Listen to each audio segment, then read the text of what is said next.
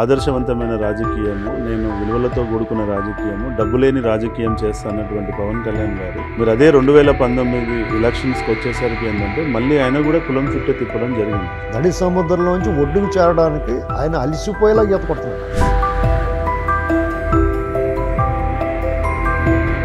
కాపు సామాజిక వర్గం ఉన్న లీడర్లే తప్ప వేరే బీసీ లీడర్లు కానీ దళిత లీడర్లు కానీ అతను మైనారిటీ లీడర్లను కానీ తయారు చేసుకోవడంలో ఫెయిల్ అయ్యాడు. ఆయన నార చుట్టిన నాటు బాంబులు, ఆ నాటు బాంబుని జాగ్రత్తగా హ్యాండిల్ చేయాలి. వాళ్ళ అభిమానులు కూడా చెప్తున్నాను. మంచి సిద్ధాంతంతో వచ్చినటువంటి పవన్ కళ్యాణ్ గారిని ఎవరు ఈ కాపు ముద్ర వేశారు? పవన్ కళ్యాణ్ గారి విషయంలో ఆయన హరిరామ్ జోగయ్య గారు రాసే లేఖలో డెఫినెట్ గా ఈ పొత్తు ఉండకూడదు అన్నట్టుగా కనిపిస్తుంది.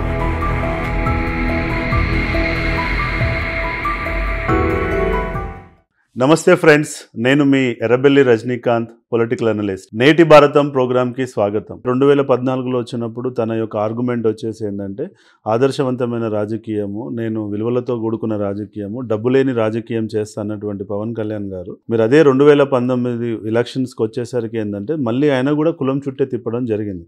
ఆయన ఇచ్చినటువంటి సీట్లు కానివ్వండి, ఆయన చుట్టూ ఉన్నటువంటి ఇప్పుడు ఒక స్టేజ్ మీద నిలబడితే ఇటు ఇద్దరు ముగ్గురు మొత్తం కాపు సామాజిక వర్గం ఉన్న లీడర్లే తప్ప వేరే బీసీ లీడర్లు కానీ దళిత లీడర్లు కానీ అతను మైనారిటీ లీడర్లను కానీ తయారు చేసుకోవడంలో ఫెయిల్ అయ్యాడు. అట్లా ఒక మంచి సిద్ధాంతంతో వచ్చినటువంటి పవన్ కళ్యాణ్ గారిని ఎవరు ఈ కాపు ముద్ర వేశారు?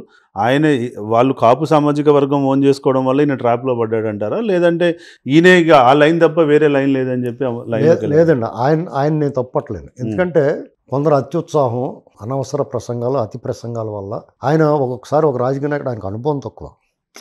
సినిమాల్లో ఉన్నాడు. ఆయన సినిమాల్లో ఒక పవర్ స్టార్ అంటే ఆయనకి విపరీతమైన జనాదరణ, ఫ్యాన్ ఫాలోయింగ్ ఉన్నప్పుడు వాళ్ళని మహారాజు కంటే ఎక్కువ చూస్తారు. మన సినిమా ఫీల్డ్లో తెలియని సంగతి ఏముంది? ఏ రోజు కూడా ఆయనకి అసలు ఏంటి వాస్తవం అనేటువంటి తెరల వెనకాల ఉంటుంది అంతా. అటువంటిది ఒకసారి రాజకీయాల్లోకి వచ్చేటప్పటికి విపరీతమైన ఫాలోయింగ్ ఉంటుంది ఆయనకి. ఇదంతా కూడా ఒకసారి మాయ మర్మం కింద ఉంటుంది. మీరైనా నేనైనా ఇప్పుడు మనం ఎక్కడికైనా వెళ్ళినప్పుడు మన వెనకాల జనాలు ఎగబడతాం, మనం చాలా సూపర్ అనుకుంటాం. సహజం కాదు, మానవ సహజం. అయితే మీరు పవన్ కళ్యాణ్ గారి గురించి తెలుసుకోవాల్సింది ఏంటంటే వాళ్ళ అభిమానులు కానీ మిగతా రాజకీయ నాయకులు కానీ లేకపోతే ఆయనతో జతకట్టేవాళ్ళు కానీ ఆయన నార చుట్టిన నాటు బాంబులు అంటాడు. ఆ నాటు బాంబుని జాగ్రత్తగా హ్యాండిల్ చేయాలి, లేకపోతే చేతిలో వెళ్ళిపోద్ది. వాళ్ళ అభిమానులు కూడా చెప్తున్నాను నేను. ఎందుకంటే మీరు కూడా జాగ్రత్తగా హ్యాండిల్ చేయాలి ఆయన్ని. అర్థమైందండి? అలాగే ఆయనతో జతకట్టేవాళ్ళు కానీ, ఎందుకంటే దాని పని వచ్చేస్తుంది, చాలా ప్రభావవంతమైంది, శత్రుమోకల మీద విధ్వంసం సృష్టించగలుగుతుంది. దాన్ని సరిగ్గా హ్యాండిల్ చేయాలి. సరిగ్గా హ్యాండిల్ చేస్తే చేతిలో వెళ్ళి ఇక్కడ ఆయన తన వరకు కన్సాలిడేట్ చేసుకోవడానికి, నేను అందరి వాడిని నిరూపించుకోవడానికి విశ్వప్రయత్నం చేస్తుండే. నడి సముద్రంలోంచి ఒడ్డుకు చేరడానికి ఆయన అలిసిపోయేలా ఈత కొడుతున్నాడు. ఆల్రెడీ డ్యామేజ్ అయిపోయింది కదా. మరి అటువంటప్పుడు కొంత గౌరవం, కొంత మర్యాద, కొన్ని విషయాల్లో ఆయన కొంతమందిని అవాయిడ్ చేయలేకపోతున్నాడు. అనునయంగా చెప్తున్నాడు, కఠినంగా ఉండాలి. ఎగ్జాంపుల్ చెప్తాను, హరిరామ్ జోగయ్య గారు. ఆయన చాలా సీనియర్, చాలా గౌరవించదగ్గ వ్యక్తి, ఒక నిర్మాత, అభ్యుదయ భావాలు గల సినిమాలు తీసాడు ఆయన. రామారావు గారు మంత్రివర్గంలో ఓ మంత్రిగా చేసాడు ఆయన. అటువంటి వ్యక్తి ఒక కులానికి పరిమితమై మాట్లాడే ఎంతవరకు న్యాయం అండి? ఇతనికి వాళ్ళు ఉన్నారు, వీళ్ళు ఉన్నారు, నాకు కూడా ఇవ్వాలంటే ఎవరిస్తారు? మీకు నువ్వు తెచ్చుకోవాలా. ఇప్పుడు చంద్రబాబు నాయుడు గారికి ఎవరిచ్చారు? ఎవరి దగ్గర? ఆ పార్టీలో ఆ క్యాడర్ ఒప్పుకుని ఆయన నాయకుడిగా ఎంచుకుని ఆయన ప్రూవ్ చేసుకున్నాడు. ఆయన స్ఫురద్రూపు కాదు, అద్భుత ప్రసంగికుడు కాదు. ఆయనలో నాలో ఉన్న లక్షణాలు ఏం పనిచేస్తాయి అనుకున్నాడు? కష్టపడి పని చేయాలనుకున్నాడు. కష్టపడి పని చేసి నువ్వు పనిచేసే ముఖ్యమంత్రి అని పేరు తెచ్చుకుని 2సారి నెగ్గాడు. అప్పుడు చేసిన అభివృద్ధి చూపించి 3ఓసారి 2014లో నమ్మకం కలిగి ఇతనైతే బాగుంటుందని చెప్పేసి పనివాడరా బాబు అనుకుని తెచ్చుకున్నారు జగన్మోహన్ రెడ్డి కూడా వాళ్ళ నాన్నగారు చనిపోయాడు, అదిగో వాళ్ళిద్దరు చంపేశారని చూపించాడు. అరే పాపం అనుకుంటారు కదా. తర్వాత వాదార్పు యాత్రలు చేశాడు, జనాల దగ్గరికి వెళ్ళాడు. సోనియా గాంధీని ఎదిరించిన మొనగాడనుకున్నాడు. అప్పటికే సోనియా గాంధీ మీద కోపం ఉంది అందరికీ.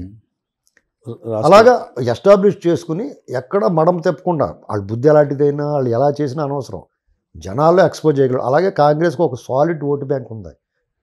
క్లీన్ స్వీప్ అయిపోయిన 94లో కూడా వాళ్ళకి 33% వచ్చింది ఓటింగ్. తుడిచిపెట్టిపోయినా సరే ఉమ్మడి ఆంధ్రప్రదేశ్లో 26 సీట్లు పరిమితమైన రోజున కూడా వాళ్ళు 33% ఓటింగ్ వచ్చింది. వాళ్ళందరూ ఈ వెనకాల కన్సల్టేట్ అయ్యారు. అది కాకుండా రాజశేఖర రెడ్డి గారు ఆయన ప్రభుత్వంలో అవినీతిని జనరలైజ్ చేసిన, జలయజ్ఞం పేరుతో ధనయజ్ఞం చేసిన, అత్యంత క్రూరంగా వ్యవహరించి ప్రతిపక్షాలను మట్టుబెట్టిన, ఇవన్నీ పైకి రావండి. ఎందుకు రావంటే ఆయన వెనకాల ఆత్మ కేవీ రామచంద్ర ఉంటాడు, ప్రేతాత్మ ఉండేలా అరుణ్ కుమార్ ఉంటాడు. ఎందుకంటే ఆత్మ ఈయన మాట చెప్తూ ఉంటాయి, ప్రేతాత్మ తెర వెనక నుంచి మాట్లాడుతూ ఉంటుంది, గాలి అంటాం కదా, అలాగనమాట. ఇవాళకి కూడా ఆయన పనిచేస్తున్నాడు వాళ్ళ కొడుక్కి. ఇలాంటివన్నీ పెట్టుకున్నాడు, అతను సెట్ చేసుకున్నాడు. ఒక 10 రూపాయలు ఇస్తే 5,000 ఇచ్చాడు నాకు రాజశేఖర రెడ్డి గారు అని చెప్పుకుంటాడు. చంద్రబాబు గారు సహాయం చేయని వాళ్ళు ఉన్నారా? ఆయన కూడా 300 మంది సహాయం చేశారు. ఆయన ఏం చెప్తాడు, నువ్వు చెప్పుకో నేను చెప్పను అంటాడేమో. వాళ్ళు నా స్వయంగా నేనే సంపాదించుకున్నాను అంటారు. ఎంతమంది సంపాదించుకోలేదు తెలుగుదేశం హయాంలో. కాబట్టి పవన్ కళ్యాణ్ గారి విషయంలో ఆయన హరిరామ్ జోగయ్య గారు రాసే లేఖలో డెఫినెట్గా ఈ పొత్తు ఉండకూడదు అన్నట్టుగా కనిపిస్తుంది. మనం ఎవరైనా సరే, ఏ రాజకీయ పార్టీ అయినా సరే, ప్రజల్లో ఉన్న అభిమానం ఆదరణ బట్టి వాళ్ళ వాటా కోరుకోవాలి రాజ్యాధికారంలో. అలాగే డిమాండ్ని బట్టి కోరుకోకూడదు. ఎందుకంటే మీ దగ్గర కేజీ పిండి ఉంటే 10 రొట్టెలు వస్తాయి, 10 కేజీల పిండి ఉంటే 100 రొట్టెలు వస్తాయి. కేజీ పిండి పెట్టుకొచ్చి 100 రొట్టెలు కావాలంటే మీ ఎక్కడి నుంచి వస్తాయి?